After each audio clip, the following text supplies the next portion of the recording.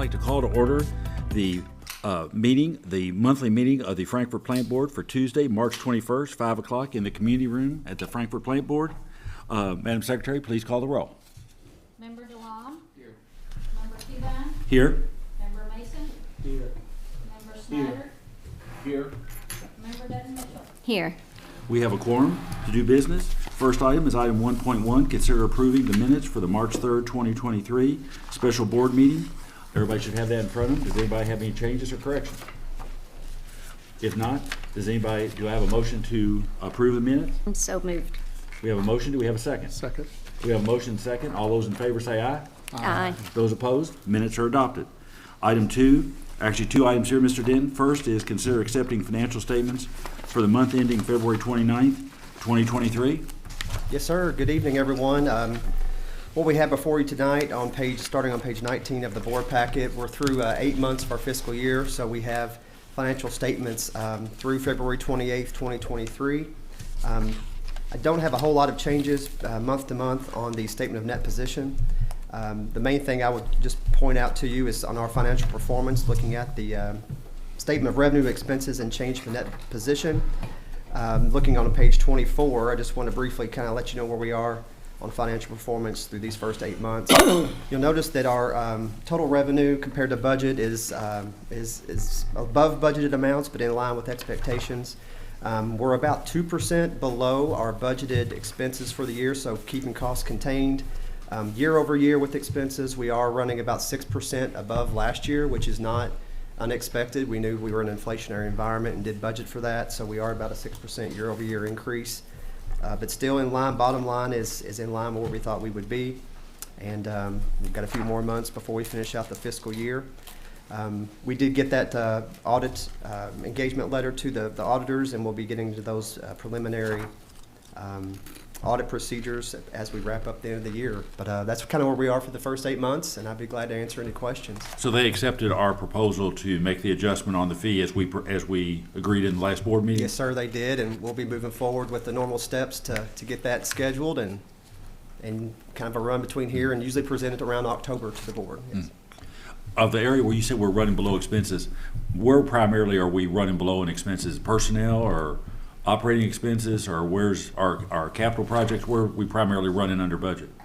We are definitely running under on payroll. I mean, we've had some positions that the normal things that you budget for and either can't fill positions or had those move on to other opportunities. But so we are under there, and also on benefits. In general, you just have kind of an accumulation of items just below budget. There's not really any single one that stands out. We know because of the bad debt that we had budgeted is just not playing out. Some of that is COVID and all of the different payment methods we have and all the additional help that we've received from state funds to help cover those bills, so our bad debt is lower than expected as well. So overall, I mean, it's never good enough, but we're overall happy where we are. Any questions of David on the financials? Okay. Do we have a motion to accept the financial statements? So moved. We have a motion. Do we have a second? Second. We have a motion and a second. All those in favor say aye. Aye. Those opposed? Financials adopted. And now that favorite time of the year. Yes, sir. Yes. I know it's Christmas in March, April, May, June. Page 95, I wanted just to bring this to the attention of the board. We have for you a proposed budget preparation and approval timeline. The idea is to give you as much transparency into the budget process as possible. You'll notice we go through pretty detailed into deadlines we have internally, getting different things to us to get this budget put together. One of the main things at the board level I wanted to bring up is we usually have budget meetings with the board and all the staff around the first week of June. We try to get that budget to you 2 weeks before that meeting, so around the third week of May. And then all the goal of getting this approved at the regular June board meeting. So just want to have you thinking about a date you might want to set for those budget meetings. And also in some of the highlighted yellow ones you'll see, I know the board at times has different budget initiatives or ideas you would like to put out there for us. And the sooner you get those to us, we can get them into the first draft. Of course, it's never too late until we approve it, or even after that if we need to amend it. But just an idea to get those thinking about those types of items.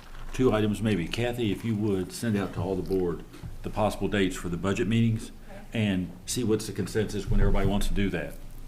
And then I think the other thing to mention is, I think, last year we were wrestling with about 8% inflation. This year, the Fed and everybody had said they thought they could get it to 4%. Given what's going on, the banking, we don't know what the Fed's going to do this week on raising rates. Right now, what is hovering around 6%? Yes, sir.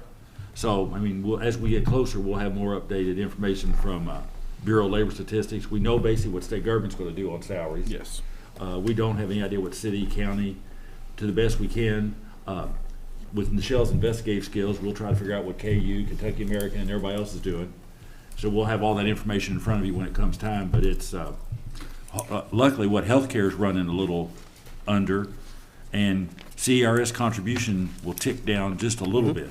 Not a lot, but it's not going up at least. So. It will, and we're trying to do our best to automate and do as much we can in this digital world to try to minimize the amount of human interaction needed to complete our tasks, and we'll keep doing that. And we'll find out something not too far in the future, won't we, Gary, from KYMEA on what rates are going to look like. But I don't think it's probably not going to be great news, right? Not really. They just had one meeting, so this board meeting tomorrow, they're going to talk more. But overall, I want you to know, QIME cash position is not a great compared a year ago.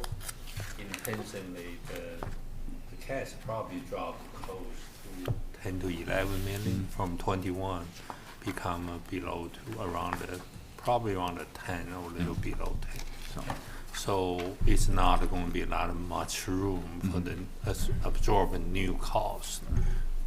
So that's the part. Be sure if, like I said, when Kathy gets you those dates, let her know what dates work. And then, like I said, if you've got some ideas on some items, make sure David knows so he can cost them out, price them, get some more information, and we can have those in front of us. And but as Steve knows from the LRC, as David says, it's never too late on the budget. Always do that last minute amendment. So, next item, public comment. Kathy, anybody? No, we have comments either. Okay. Information department reports. Vin, you want to do your Masters of Ceremonies role? Yes, sir, I'll do that. Before we get to public information, I want to just give a little brief update on the storm damage that we had on March the 3rd. So on March the 3rd at 3:47 p.m., we had a severe event, kind of wind event. It started that morning, but the wind hit us and started to cause problems then. We started to have outages to our customers. During the event, we estimated we had approximately 8,000 of our electric customers off out of our 21,381 electric customers. So some of those had lost power at some point during the storm. We had high winds. The estimates I saw, some of them said 70 miles an hour. Based on my experience and the damage we had, we believe it was significantly higher than that in some areas around here. We had a lot of tree damage, of course, and so we had quite a few issues, like I said, with our electric and our telecom facilities throughout our service territory. The damage consisted of about 34 broken utility poles. That's the most I've ever seen us have in one particular storm. This is the worst windstorm I have ever seen. We've had ice storms that were worse, but this was the worst windstorm I've seen. And we also had about 16 transformers that were damaged. On 7 p.m. of that first day, we started to contact our prearranged, quoted, and approved emergency contractors that we have. As that storm, we all know, moved through western Kentucky first, those contractors were already spoken for at that time, so they weren't available to us. So we reached out to the contractors that we use for telecom and other things that do other things at our company. They agreed to help. And then we also reached out through KMUA to the other cities if we could get any mutual aid. So I'm happy to report that we were able to get mutual aid from Berea, Barberville, and Paris. They all came to our aid. We greatly appreciate that. We have helped them in the past, and this was the time we needed their help. So they all came in right away and started to help us with that. So as a result of all those efforts, our electric and telecom customers, all the ones that we were able to get on, again, when you're doing those restorations, you have to get the power on before you can get the telecom on in a lot of places. So we were able to get almost all of the electric customers on by that Monday. I think that was the 6th, I believe it was. And then we had all the telecom customers on really by the 9th. And so I think that was an incredible job by the folks that worked through those storms. We've been putting together the preliminary damage assessments to do a FEMA application. If that is all the boxes are checked from the president down to the governor so that we can do that. Right now, we have an estimated of $457,000 of damage to the Franklin County Board's infrastructure so far that we've been able to determine. That ought to be pretty close to the actual number. So we have turned in that damage assessment with Kentucky Emergency Management and the Franklin County Emergency Management. And so, number one, I just want to say thanks to our contractors that agreed to kind of shift what they normally do, and they just kind of rolled with it and helped us out. Certainly those municipals I mentioned, Paris, Berea, and Barberville. And I want to thank Ray Kenny, the Frankfurt and Franklin County Emergency Management Director. He's been a big help. And when we had certain power outages and things we needed, traffic we needed adjusted and things, he really has been a great help. Jessica Mitchell with Kentucky Emergency Management was big help with us when we're putting our applications together. And then certainly I want to thank all of our employees. Everyone jumped in like we always do when these things hit, but a lot of hours through, it was a Friday night through a weekend. For sure, the electric department, of course, and the telecom departments had everyone there, but the water department put in a number of people to help with that as well. That was appreciated. Our knock, all those folks answering the phones and doing that was greatly appreciated. Our support services groups were making sure all the material was there. They were feeding everyone and doing all those little jobs. You'd be surprised how much mud and dirt somebody will track in and how much trash you generate when you have that many people working. So they did a great job of keeping the buildings functioning. And then, of course, our media services group starting to get the information out there to our customers. Anyway, it was basically an all-hands-on-deck event. And I think our folks did an excellent job. I saw a lot of great comments from the customers. And so anyway, I think everyone did a great job. I really appreciate everything they did. And I'm sure as the departments come up and do some of their reports, you'll hear a little more. But I just kind of wanted to give an overview. Well, I think all anybody has to do is look around and see what happened in Louisville, Lexington, to realize how hard y'all worked and how much y'all did. I mean, because I know y'all, it was all weekend. I mean, nobody slept. I mean, they just kept working, so. That's definitely correct. Yeah. I spent this other weekend, the Friday night with quite a bit of downtime with there. So I know most of our folks work a 16-hour day. And we are, done that by safely. Yeah. That's very critically important. And also suggested by some of the board members, I sent a letter to the 3 city. They sent a crew to help us. We are greatly appreciate that. And I know at least 2 of the general manager email me back, call me, and let me know they are really appreciate a letter too. They want to extend this. The help is both direction.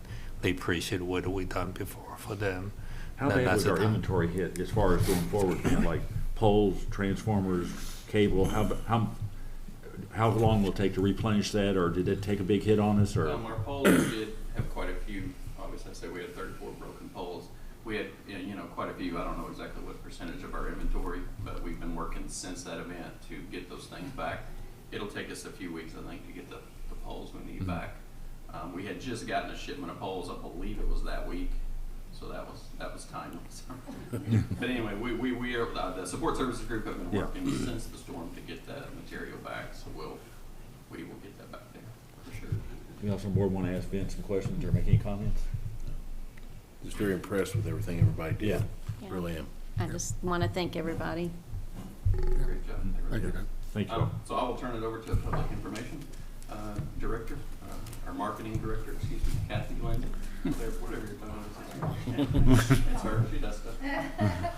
She jumped off a plane and immediately started taking pictures and got into the storm. So they just threw her out the door. That's right. That was a big weekend, and we had just come off of we had been up in Washington, D.C. We'd been lobbying with our legislators about ACP and about BEAD funding. So we'll see what comes of that. We want to make sure that they're giving those funds to the people who actually need them and not those who do not need those funds, those who actually already have coverage. So Yeah, so we came in Saturday, got back from DC on Saturday, and hit the and went straight to the office and started really pushing out everything that our guys were doing. And it was, I'll just ditto everything that Vince said about just really great to be part of a team where everybody just realizes what they need to do and they just go do it.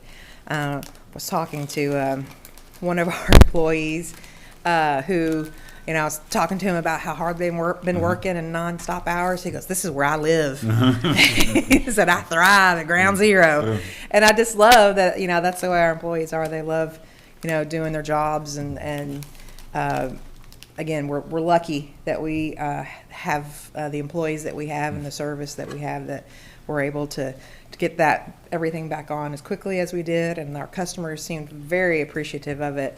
Again, we really pushed it out on social media a lot, and it's just to, you know, people like to see what's going on, especially if they're sitting at home in the dark and all they have is their phone or something. They like to know that things are happening, or, you know, and that actually, you know, work is getting done. We're working towards getting everybody back on and all services restored. So again, we had so many positive comments, and we've been working through those comments to try to turn, you know, positive comments on our social media into positive reviews for our company and our business.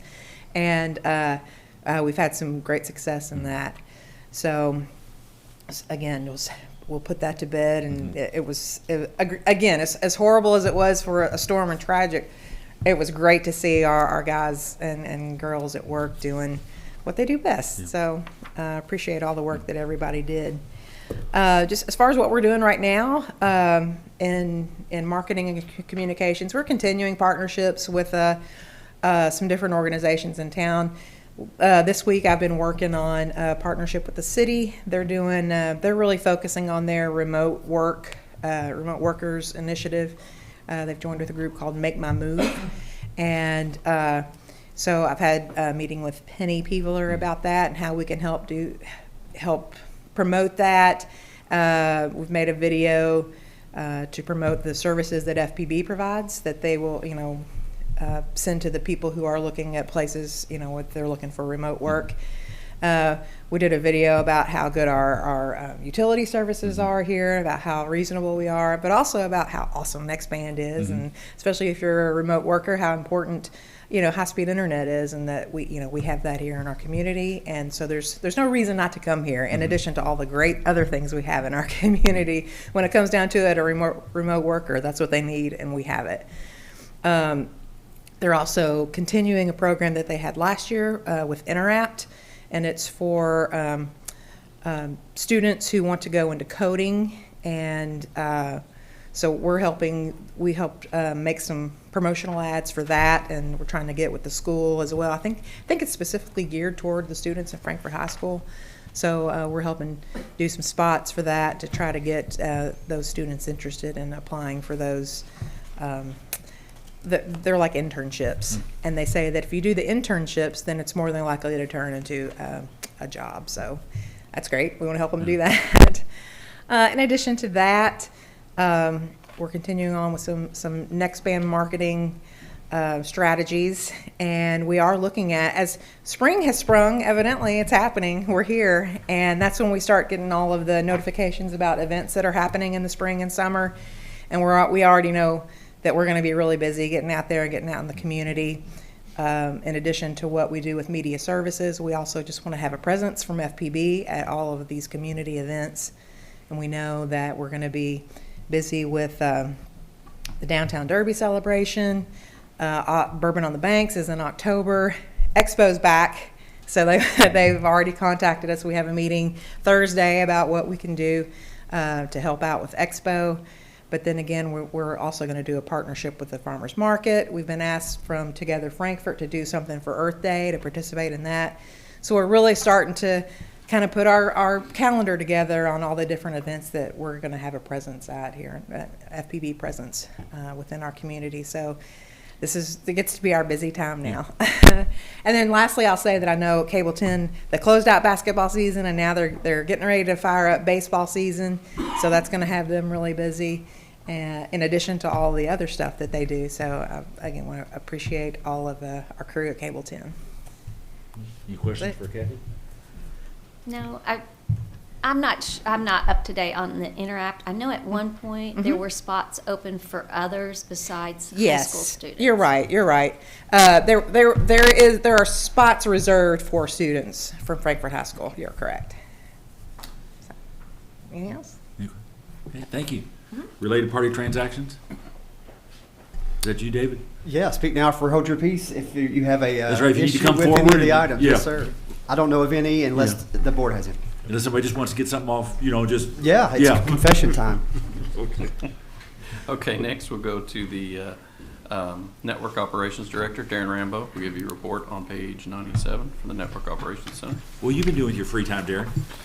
Oh, but we watch a lot of videos, Yeah. play board games down there. So for February, first of all, let's hope this board meeting ends better than the last one. So for February, the NOC handled 2,697 phone calls, and the locators did 669 locates for the month of February, which is really kind of unprecedented for February. So the warm weather helped, but it's just, as we've discussed, busy, busy, busy. I am happy to say we have a new locator that just moved over this week, and it's actually one of our meter reading employees that applied and moved over to the locate department. So, and then I think we have another one in process with HR. So, we'll just keep trudging forward and hope we stay above the, in front of the curve. It looks like so far this fiscal year, we've done 5,561 locates across all the utilities. That totals 11,122. And if you'll notice the bottom right-hand corner of your NOC summary, I just threw in some storm data. During those 2 or 3 days of the storm, the NOC entered 1,071 trouble tickets, just the calls that the folks down there took, and 4,287 phone calls. So, you look back at the whole month of February, we took 2,600 phone calls, so we took double in 2 or 3 days, and completed 41 emergency locates. Us and, the other departments, cable, water, and electric, helped do those as well. So, and just to reiterate what Vint and Kathy said, it took all the departments, even in the NOC, other employees, JC from safety was there helping those guys out.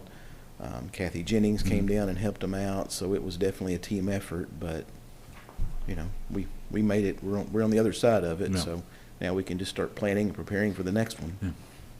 So that's all I have, unless you have any questions. And then as far as the work you've done before on security and facilities and that, you'll get your recommendations and that to David as part of the budget, right, for Yeah. anything we need to do to be Yeah. upgrading in the future? Yep. We should have our stuff ready to present pretty soon, actually.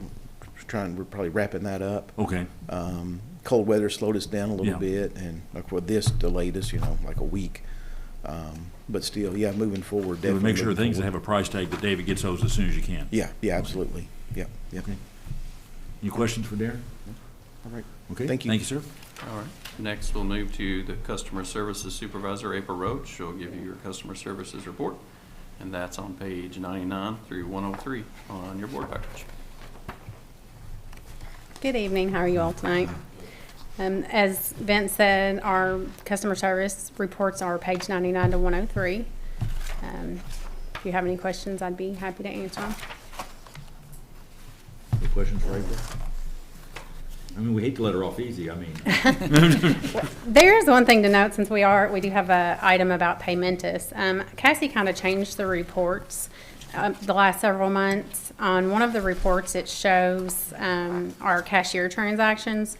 And so as we talk about moving forward with a new payment processor, it's worth noting that over the last several years, the cashier transactions have significantly decreased because people are paying other ways, like with credit cards, checks, e-checks, those kind of things. So Dave and I had a conversation recently. How many customers, I don't want to put you on the spot, but in terms of customers, I guess technically, that don't have a bank. I mean, they pay in cash or money order.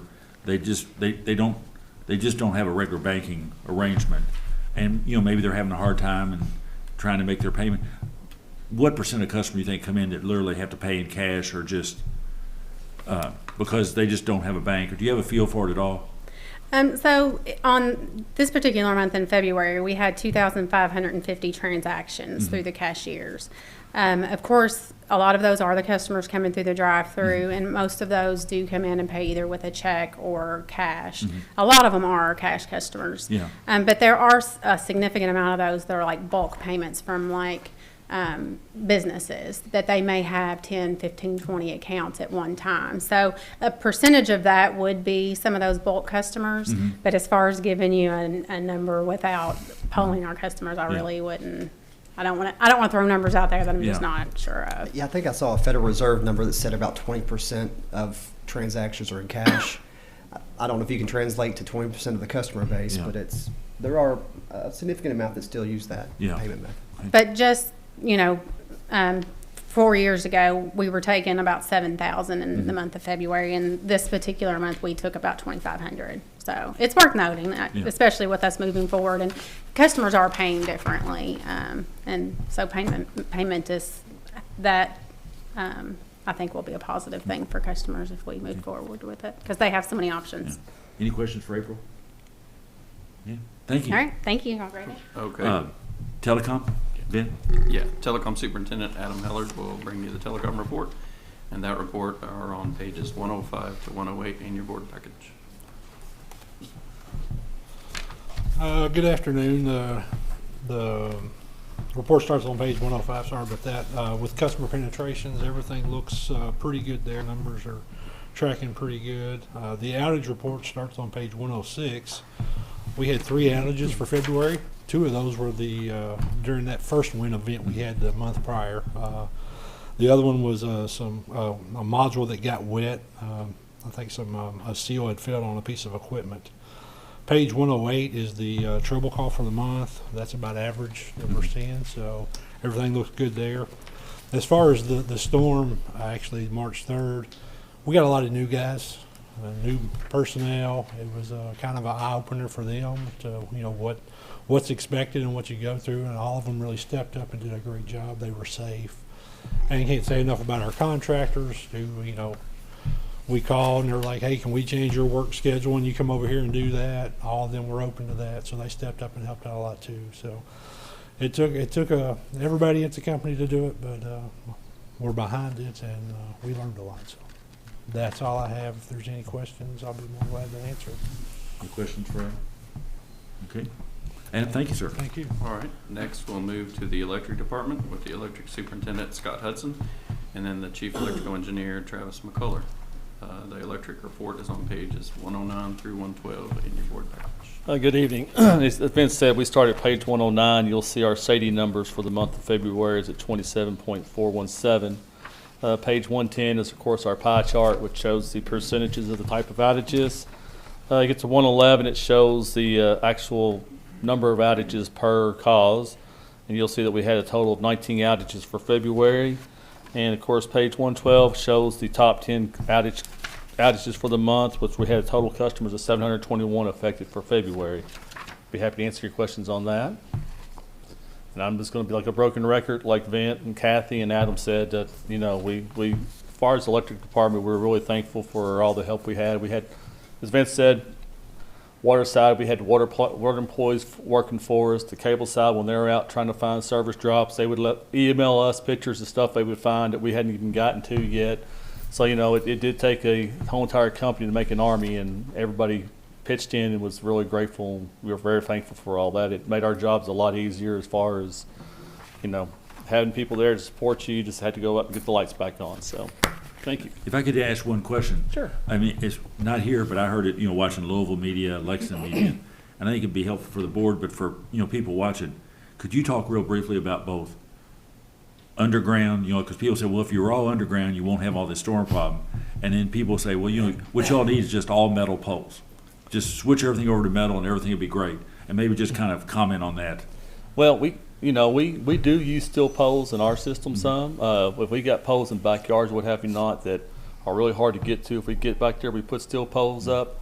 Many years ago, a lot of utility companies tried to switch to steel poles, but of course the price of steel went up, and they were, it's unaffordable. At one point in time, believe it or not, steel poles were actually cheaper than wood poles. So, the way the economy works, that changes a lot. As far as underground, a lot of underground facilities are fed by an overhead line first before it goes underground. So it's still acceptable. I mean, it's acceptable to outages. And then, there's a trade-off when you go to an underground facility versus an overhead facility. Underground, just what it is, it's underground. You can't see what you've got. It takes a lot longer to find things, takes longer for outages.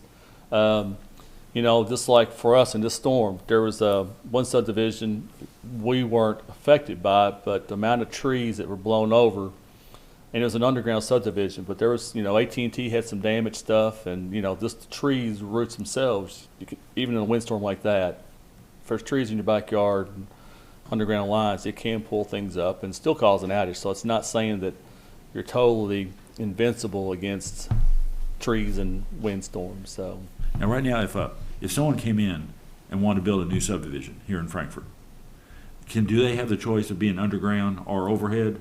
Or is that, whose call is that? The city planning and zoning and the county planning and zoning have put rules in place. If you're gonna build a new subdivision, that would have to be underground. It has to be underground. Yeah, I think they have some type of, maybe you're gonna get some exceptions, but they're extremely rare. If we're building an overhead line off of some of our lines, that's not necessarily the case. But for new development, it could be commercial development, it could be any of those type of things that go through planning and zoning, they're all put in underground. That's Okay. the plan for it. So that would mean automatically we'd be underground for electric, telecom, and everything else, right? Yes. And, one of the biggest things about underground is the expense. When you talk about expense, a 3-phase line, a mile. It's about 3 times. It's 3 times the cost of an overhead line. And it's, Really? it gets expensive pretty quick. So, and, when you start converting, say, an overhead subdivision to an underground subdivision, people don't realize, like, all the services to people's houses, they're going to have to spend money to, you've got to do a lot of trade-offs for different things. So you just have to make the best decision possible. But, we do put more underground in, like I said, because of subdivision requirements and stuff. And I saw something that was on the national, I think they said to switch from overhead to underground was like $1 million a mile. I don't know if that's accurate, but that's what. They'll probably talk about large transmission, and based on the MISO new plan, they talk about even more than one, maybe 2.5 million. But the size of transmission and the water is different. But I'll go back to the overhead underground. In our tariff, one can correct me, we provide overhead service free, means it's building the rate. But if customer, all the subdivision or whatever customer choose to go underground, then what we do is calculate individually to looking for the difference between overhead or overhead underground. So then they will pay the difference. So that's the part of the line we hold on. And the most new subdivision actually is the developer, someone paid the front the cost.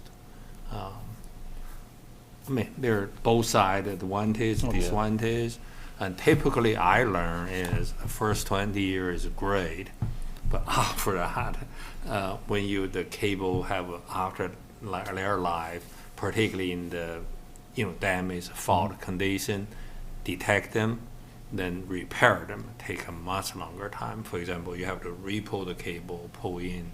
Sometimes they can be stuck, redo. It's a painful process. But there's both advantage, disadvantage. Yes. Yeah, I hate to hit you with that unexpected. But Oh, just, no, it's fine. Yeah, it's a big controversy between a lot of people. So. Yeah. Any questions for Scott? Okay. Thank you, sir.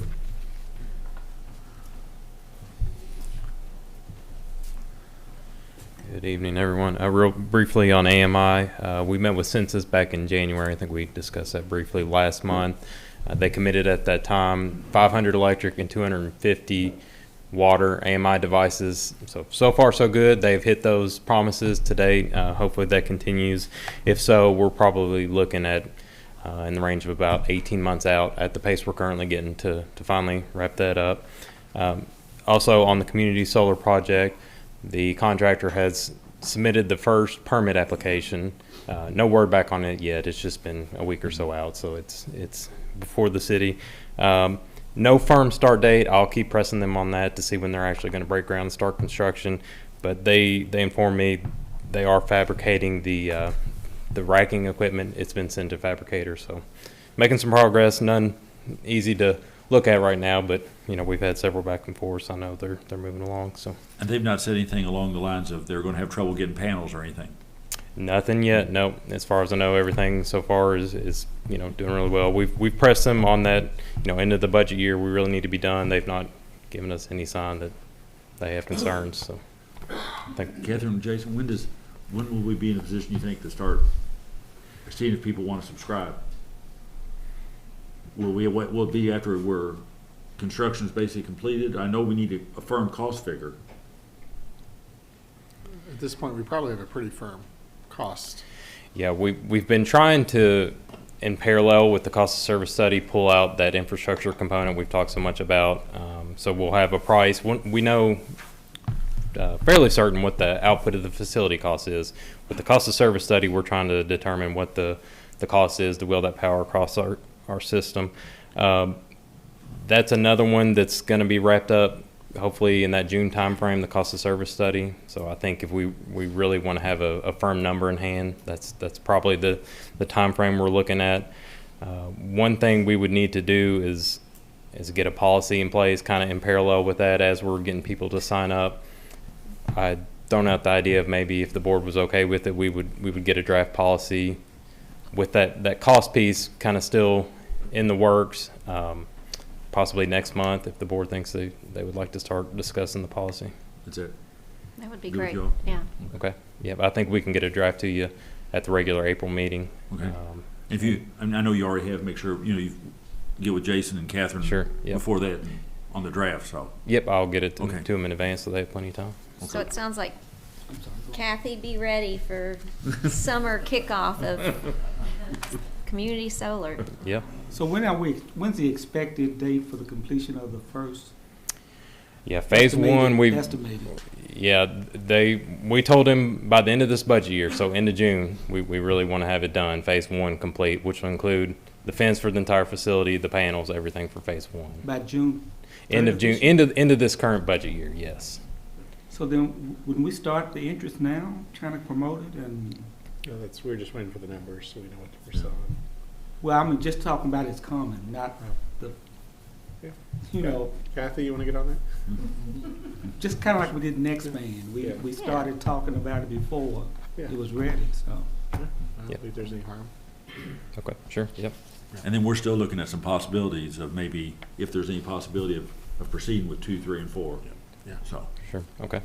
Yeah, did you talk to the vendor about that or get a revised quote for that? I have not talked to any vendors about that because I wasn't certain if the board was 100% certain what direction they wanted to go. I think you opine we have to bid it, right? I think we're probably safer if we rebid that. I think that's an awfully big change to make. Yes, sir. And I think triple the original RFP is a big change. and the other thought that just as far as timing goes, I guess you would, a tariff for the, is that what we were? Yeah, I would thinking about? assume it'd be a new electric tariff section. Public hearing process, so we kind of, not that you can't start talking about it already, but. Now, would that be a separate, when we get the cost of service study and the rates, that'd be a change to the tariffs, then would that all be wrapped up into one, or? You could do one public hearing for all the topics you wanted to cover. Yes, Yeah, sir. our idea was that the tariff would be prepared for you guys. You would see the draft at April and Right. probably ask for a public hearing for that particular piece of it. The cost of service study will be done in April, we think, too. Yeah, that was we were trying to target that same time frame. So that would probably be, you would be asking for a public hearing somewhere along with that. So there will be the rate component of that new tariff will be tied to the cost of service study, just like any other rate changes that may be needed. The actual language of the tariff, which would be going on at the same time, that's the part Travis will have for you, you all pretty soon, and then I'll have the rest of it. So that would happen we would ask for the public hearing, I guess, in April. We have May would probably be the public hearing. And then sometime in June, I guess you would approve the rates at that time and the tariff as well, or make any adjustments we need to. And then starting for the July 1 budget year, the electric rates may be September. I don't know if July. We'll talk about that more. But everything would be prepared at that particular point for beginning to subscribe customers for community solar, I would think, by roughly July 1 or so. Yep. Any questions? All right, Thanks, thank you. Thanks, Travis. Okay. Next, I will give you a brief update of the SEPA report. That's on pages 113 through 115. So we started a new calendar year with this January SEPA report. For the month of January, we cleared $114,573. And then you can see on page, what is that, 115, you can see the totals running for the previous years. So last year we cleared 2.7 million for the calendar year. This year I expect that SEPA will be down. Again, a lot of those prices are driven by market, and the market is down, we expect this year from where it's been. So I don't think it'll be at that same level. We will have a good estimate for you at the budget when we put those in. So I'll be happy to. And we've talked about this before. There's really, in terms of any new hydro or anything, that's just non-existent, right? I mean, what's out there is pretty much what all we can get as far as any new hydro or expansion or. No, I don't know of any more that's available, but I mean, I'm sure there's PPAs available for hydro, just like a lot. But not in this area where there's actually. No. Those would be market PPAs, yeah.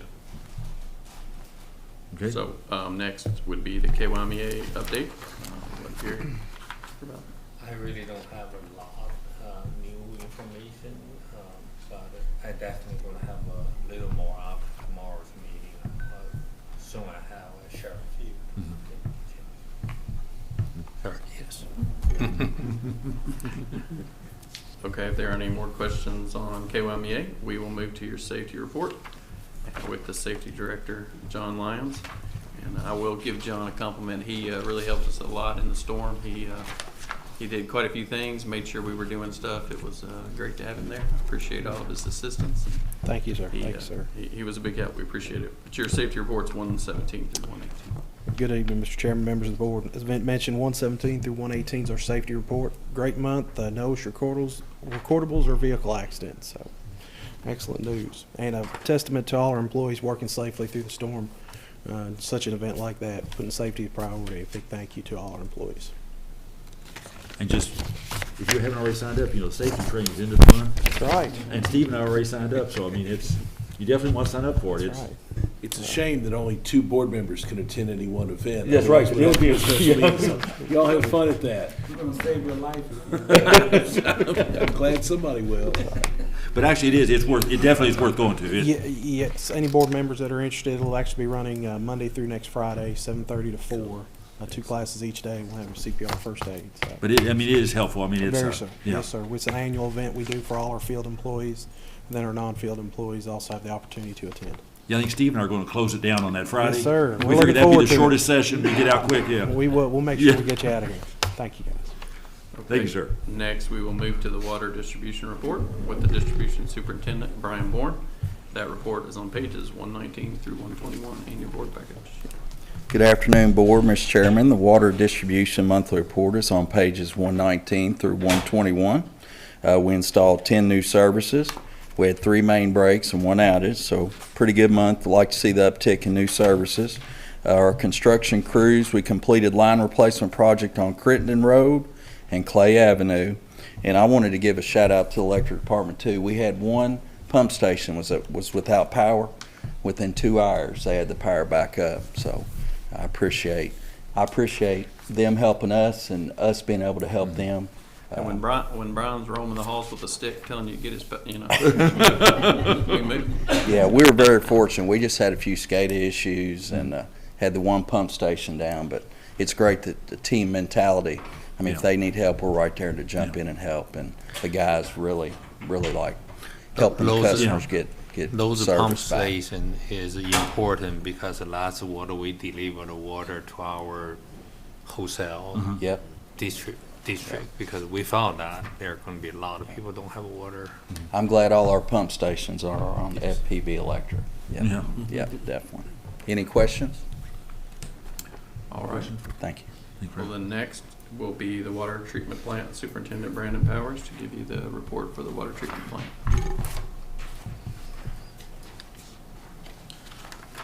Good evening, everyone. For the month of February, the water treatment plant treated 207,241,000 gallons of water for an average daily production of 7.4 million gallons a day.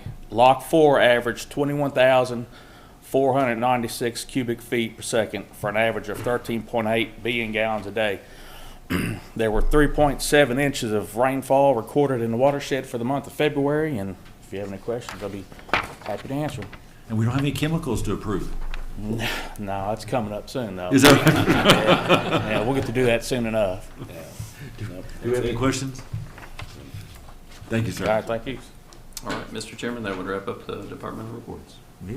Action items. Item 5.1. This is the item that we had the public hearing on. Consider 1, increasing rate for cable network pass-through fee. 2, increasing rate for bulk rate cable 1 and bulk rate cable 2. Reducing digital gateway fee, reducing Stars Encore rate, and update FPB local weather advertising rates. Harvey.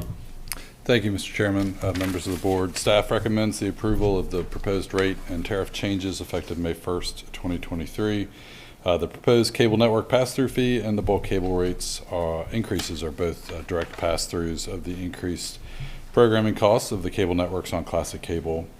If approved, the cable network pass-through fee will increase from $60.19 per month to $63.81 per month. The bulk cable 1 rate will increase from $15.25 per outlet per month to $16.20 per outlet per month. Bulk cable 2 rate would increase from $26.60 per month to $28.14 per month. The digital gateway fee would be decreased from $2.50 per household to $2.40 per household per month. And the Stars Encore rate would be decreased from $15 per month to $9 per month. And the FPB local weather advertising rates would be updated. Those changes are on page 137. The red line tariff is included there. As a reminder, the board approved back on January 17th the public hearing notice, and that hearing was conducted on March 3rd. No customer comments were received at that hearing or between January 18th and today. Happy to answer any questions you may have on this item. Any questions for Harvey? Okay. Do we have a motion to approve the package that Harvey's put before us? So moved. We have a motion. Do we have a second? Second. We have a motion and a second. Any further discussion? If not, all those in favor say aye. Aye. Those opposed? Motion's approved. And then Harvey had asked that we defer item 5.2 until the next meeting because you're waiting for some additional information. Yes, please. So we'll move on to item 5.3. And that's consider approval of 11 Kentucky Infrastructure Authority modified award letters dated February 21st, 2023 from the Kentucky Infrastructure Authority from the Kentucky Broadband Deployment Program grant funds. Gary? Probably ask David Okay. to help me do this. Yes, sir. He done the work for me.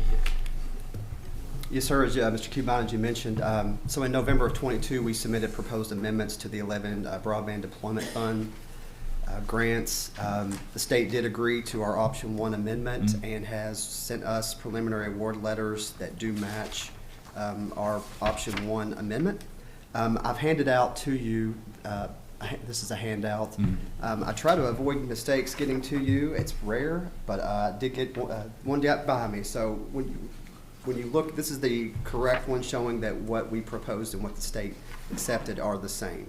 Overall, from our original award to the amendments, it's an increase of $521,000. So the match portion would be $260,000 that we would need to cover additional from the original amendment. So if you accept these preliminary awards, which is essentially just showing the new breakdown, they will send us final grant award contracts that then we will bring back to the board to accept. So as I understand it, we sent them something. They've sent us this something. Yes. We send this something back to them, and then they'll send us a final something. Yes, sir. Yeah. And we did ask for the grant agreements.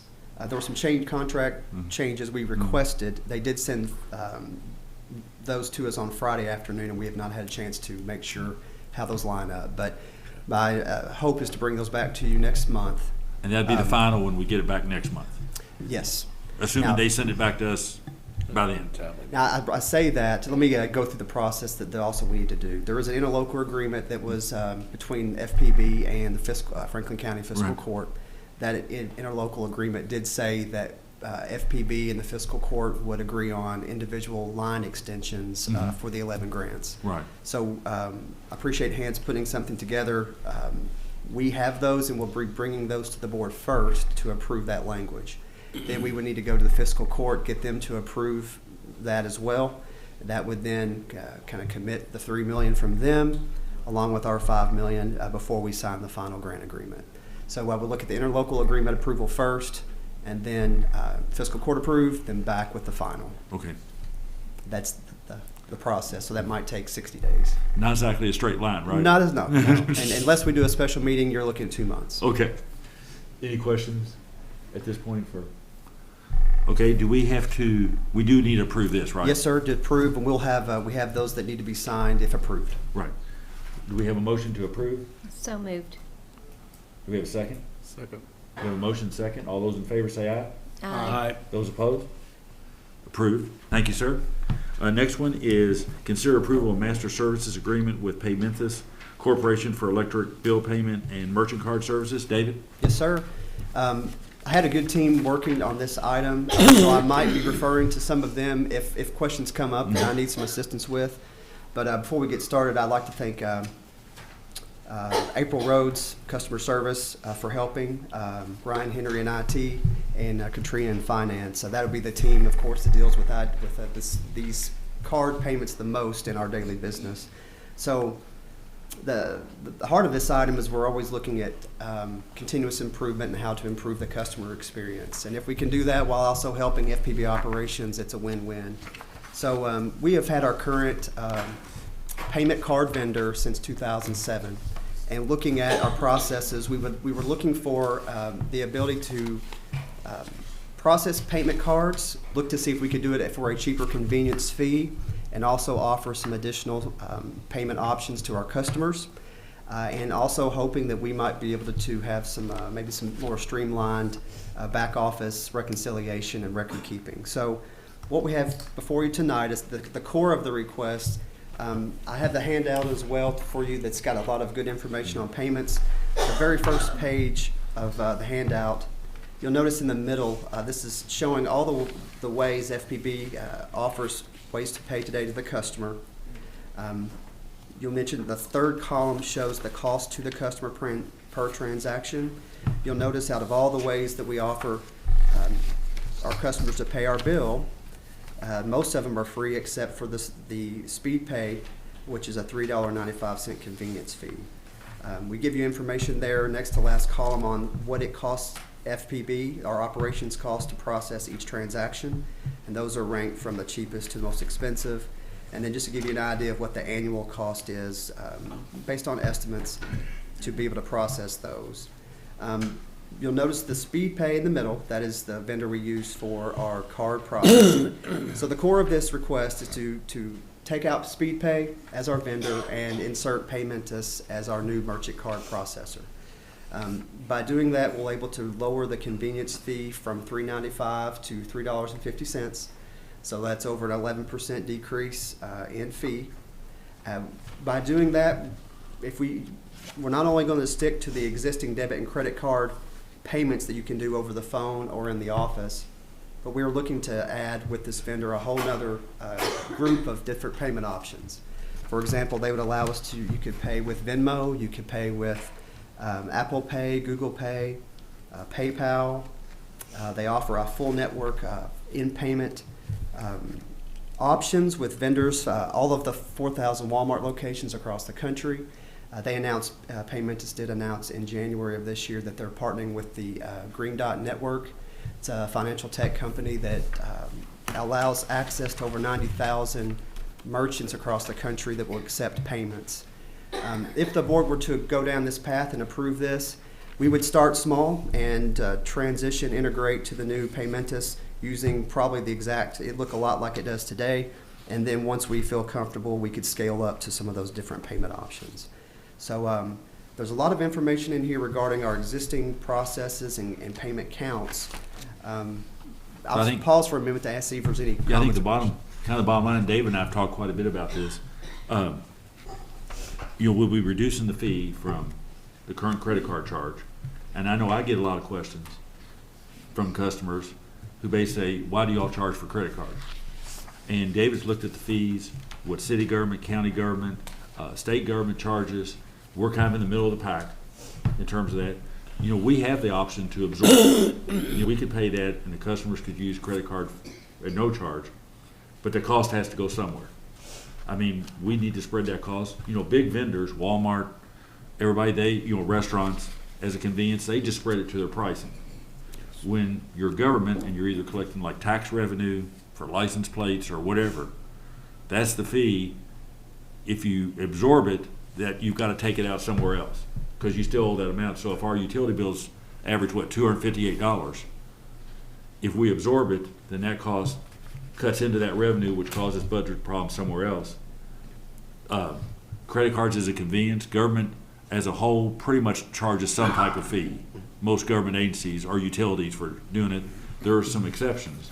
The other options we've got here, Venmo, PayPal, and all that, whatever charges they charge for their systems would apply, but we wouldn't be charging anything for those. If people wanted to use it, there would be no FPB charge.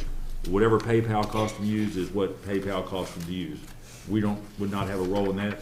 David said that they could look at some other things. If you look at the information David has, ultimately, our best option is to get people to go paperless and either go e-check or automatic withdrawal, right, David? Yes, sir. I mean, That is that's the right. cheapest overall in terms of long term. And David's and his team are going to go back and look and see, is there any other incentives we can offer to encourage people? Because we've been moving in that direction, but we've got about, 8,000 paperless, David? Yes, sir, that's right. It's increased over time and continued to go that direction. But we still got about 20,000 that we're putting a stamp on and putting it in an envelope. So if we could reduce that, that saves money. So there's some other options out there that you're all going to continue to look at. Yes, sir. If you want to turn to page 2 of the packet, just for a moment, when our customers come in, let's take a new customer, for example. I mean, the idea is we want to be able to meet the customer wherever they are. And we want them to be able to take advantage of all of our services. We do work to get the customer on the FPB portal. That is where we do most of our communication, and that is where, and especially with AMI, we're going to be doing a lot of our interaction and all the different things they'll be able to see with the AMI system. But we're encouraging the customer to interact with us however they choose, but there's no doubt today digital is the way, and that is the future as well. So it is the most cheapest payment method for us. Anytime we have a digital payment, it's substantially less expensive, and it's completely automated from the time the customer submits it all the way to the posting reconciliation deposit. So it's just cheaper. You notice that the 3 most expensive payment methods that for the plant board to process are the ones where you physically have to touch them, the U.S. Mail Depository and in-office things. So we're trying to move towards digital, but of course we always have that hometown, in-person, local feel if you want to go that direction. But if the board approves this, the implementation is free. Paymentus is making their money on the convenience charge. So we won't pay them anything. No, sir, Right. there will not be anything. And the reason I'd asked April Rhodes the question when she was up there earlier was, as you notice, FB admin building in-office drive-through is one of our most expensive. And that's why I was asking the question. For a lot of our customers, they just don't have the financial resources to pay other than coming in here in person, paying in cash or with a money order or with a check. I mean, they don't have the other financial tools to make any other type transaction. So we can decrease that, but we're probably always going to need that resource. But if we can move some of that 20,000 who still get paper bills to the paperless system and automated clearinghouse, that would make a big dent in our cost. Yes, sir. It would. We spend over $200,000 a year in paper billing to customers, so that would help a lot. On that page 2, looking at, I guess it's the 5th column, you'll notice, shout out to our FPB IT department. We have some great group there with Ryan P. and Taylor, and Ryan Henry's part of this as well, developing our FPB portal. We launched that back in March of 2016. So what this sheet on page 2 shows is where we were, how customers paid our bills, their bill, in the year prior to the launch of the portal and the free e-check, and where we were in the last 12 months.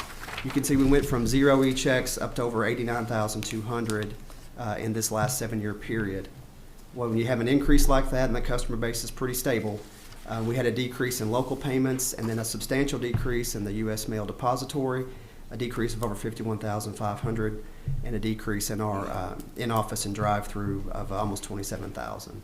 So we're moving from a low-cost free option to the customer and a much more cheaper operating processing for the plant board. So all this moves to try to make me more efficient, allow us to do more with less labor and benefits, and overall works to keep rates low to our customers. And we have just, what, did you tell me, one bank that still accepts that still handles our payments? We have 2 right now, 2. Whitaker and Limestone, which I Okay. think is changing ownership. John? Yes. Paymentus, will they have an app for this, or are we gonna be developing, and now, I use my phone, Columbia, I've got a Columbia Gas, get my gas through Columbia Gas, so I have an app on the phone there.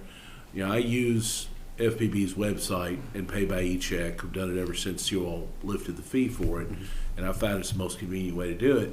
But are we in the process of trying to develop an app that's a little more user-friendly, especially for mobile devices?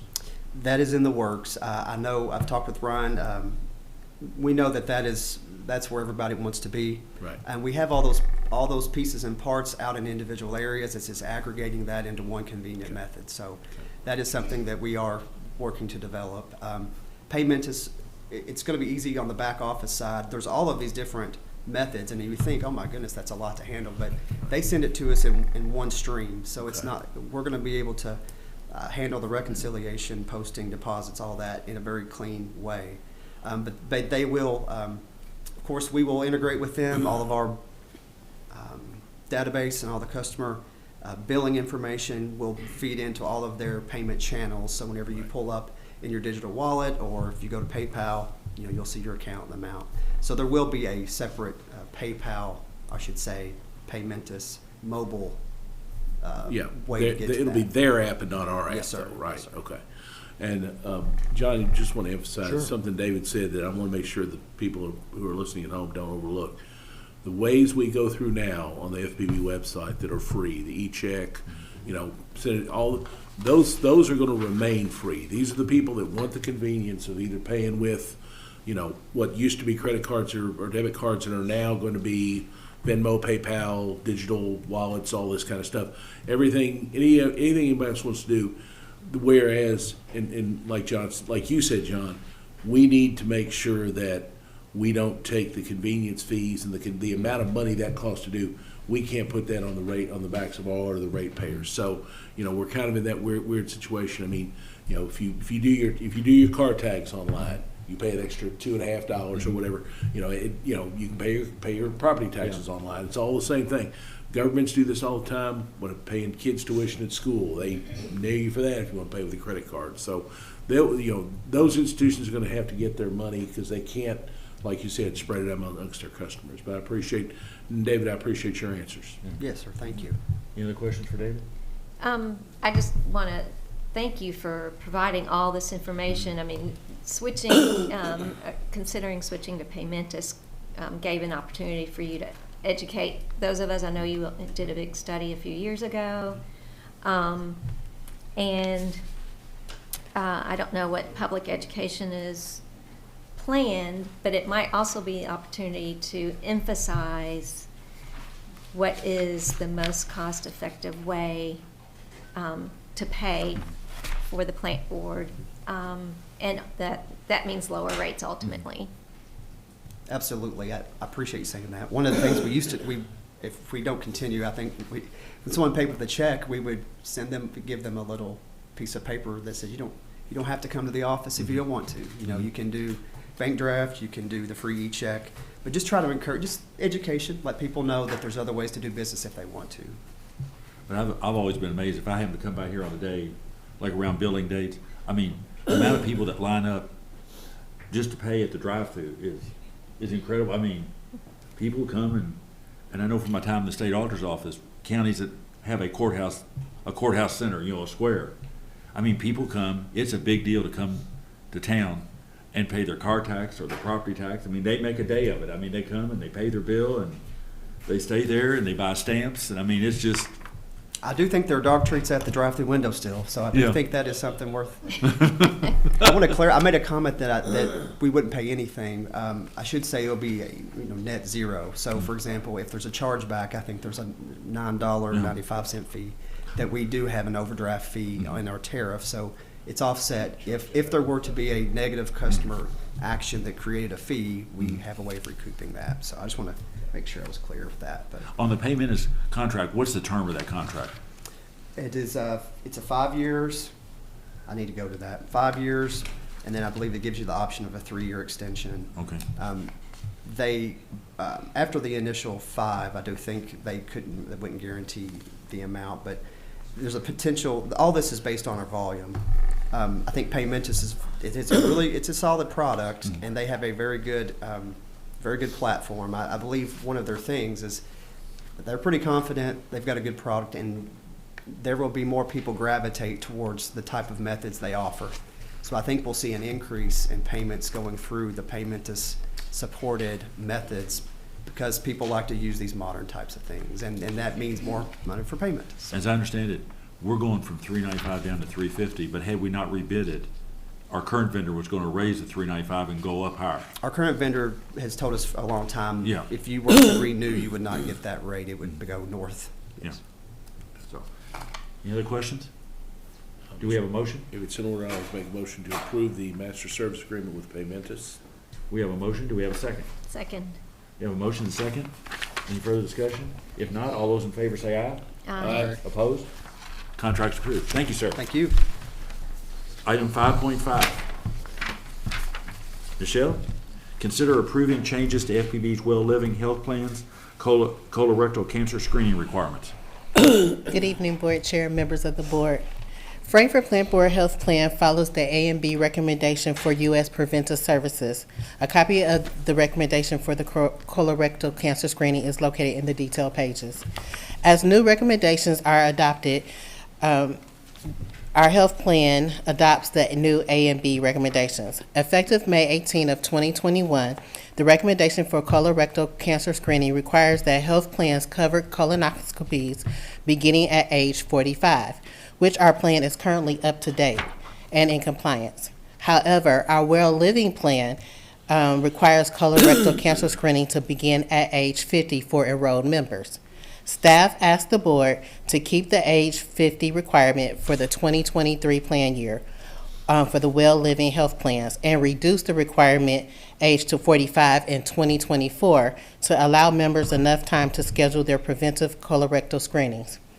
Keeping the age requirement at age 50 for the remainder of the 2023 health plan year will not affect our health plan's compliance because the overall health plan allows members age 45 and up to receive preventive colorectal cancer screenings at no cost to the member as long as it follows the A and B preventive recommendation. So if someone's physician wanted to recommend they get one at age 45, under our plan, they could get that? Yes, and it It's would just, be, go ahead. as part of our Well Living for our employees about when we require things, it would kick in at age 50, right? Yes. So like I said, for this year, for the remaining of the year, we just didn't want to stress anyone out by sending out letters saying, you're age 45, you have to get a colonoscopy this year. So staff is asking that we keep it for 50 for 2023, and then starting the 2024 plan year, change it to 45 and up. So this would be effective 1/1/24? Yes. Yeah. Yeah. Does the board have any questions? So do we need a motion on this? Yes. Okay. Do we have a motion? We have a motion. Do we have a second? Second. We have a motion and a second. Any further discussions? All those in favor say aye. Aye. Those opposed? Approved. Thank And item 5.6, consider changes to FPB's health plan concerning the Cigna network. Yes, sir. This has become a regular topic, hasn't it? Yes. Yes. So, Frankfurt Plant Board Health Plan utilizes the Cigna network for medical claim pricing. January 1st, 2023, one of our frequently used providers was unable to reach an agreement with Cigna and did not participate until February 1st of 2023. As an alternative to lessen the disruption of medical care for members that currently had appointments with the provider, we offered our members the option to enroll in a temporary network, which is named Private Healthcare Systems, that included the frequently used provider. We had 28 members and their dependents switch to the PHCS network. Staff worked with Cheryl Morgan, our healthcare plan broker, to explore other network options. However, the recommendation is to continue to use the Cigna network for the remainder of the 2023 plan year. Staff asked the board to approve discontinuing the use of the PHCS network and switch the 28 members and their dependents back to the Cigna network with an effective date of April 1st of 2023. So for those people who, for short term, we had to do something to keep their network and their services, they're now back where they were from a network when they started the year, right? It will be on April 1st. We will, yes. Yeah. Yes, if everyone approves, Yeah. if the board approves, yes, we will switch those individuals back to the Cigna network with the effective date of April 1st. Any questions? Will this have any negative impacts on their health plan land for the year, like deductibles or anything like that? No, the benefits, contributions, all that will remain the same. Maybe I'll ask this, well, let's deal with this, and I got Okay. one question for you. Do we have any other questions for Michelle? Okay, if not, do we have a motion? We have a motion, do we have a second? Second. We have a motion second, any further discussion? If not, all those in favor say aye. Aye. Those opposed? Approved. Michelle, what do you see, we're coming up on budget, then we're coming up on what would be open enrollment. Where do you see Cigna and all that's going? Will we be bidding for another network? Will they continue on? Where do you see this going after January 1st next year? We were hoping, like I said, there have been some negotiations, and to be honest, our local hospital does not participate with one of the networks that we wanted to utilize for 2024, and so we have been trying to work out a direct contract. However, I think they may have some other negotiations going on, so they have been slow to responding to us. So we just want to make sure that there's no disruption. So again, we're continuing to look at different networks. We just want to make sure that most definitely our local hospital is in the network that we choose. And if it's not, then we want to make sure that we can get some type of direct contract. So as of right now, Cigna just seems to be the best network. Are employees overall pleased with the Cigna network and providers and services? As far as I know, when we initially switched over, which has been a couple years, there were certain providers that weren't in the network, but I haven't heard as much dissatisfaction as of lately. Okay. Any questions for? Because the state uses Anthem Yes, for I believe its so. full-time, for its current employees, and they use Humana for the retirees? I believe so. Yeah. And I believe you sent me the email concerning, I believe Humana is no longer going to do corporate or employer. Yes, they're making a change in what they're offering for the future. Right. So, Right. we'll just keep us posted. Okay. Thank you. Thank you. Consider approving minutes of the March 16th, 2023 Ethics Committee meeting. I assume none of us are in trouble, Hans? That's correct. None of us are in trouble. That is correct? Everything was in order, so I asked the board for a motion to accept the minutes into the record. And that was the minute that they reviewed all the financial disclosures and so forth? Yes, sir. Correct. Okay. Correct. So, all's in order, everything is good, all's Okay. well. So. Okay. Did we have a motion? And I will make the motion. You will make the motion. But he's without sin cast the first stone. There you go. I will second. We have a motion second. All those in favor say aye. Aye. Those opposed? Minutes are approved. Mr. General Manager? I really don't have You're speechless? Yes. Don't go to that KYMEA meeting tomorrow. Just don't go. Is it tomorrow or Thursday? It's tomorrow? Tomorrow. Tomorrow. Okay. Yes. Any old or new business? Thursday, I'm sorry. Thursday. That's It's what I not thought. Thursday. Yes. Any old or new business to discuss? If not, It's Mr. just time for Snyder? me to make a motion, isn't it? Like to request permission to have the chair call a closed session pursuant to KRS 61-810-1B for deliberation on the future acquisition of real property. Since publicity would likely affect the value of the specific piece of property to be acquired for public use. Also under KRS 61-810-1C to discuss pending or proposed litigation regarding property and products matter.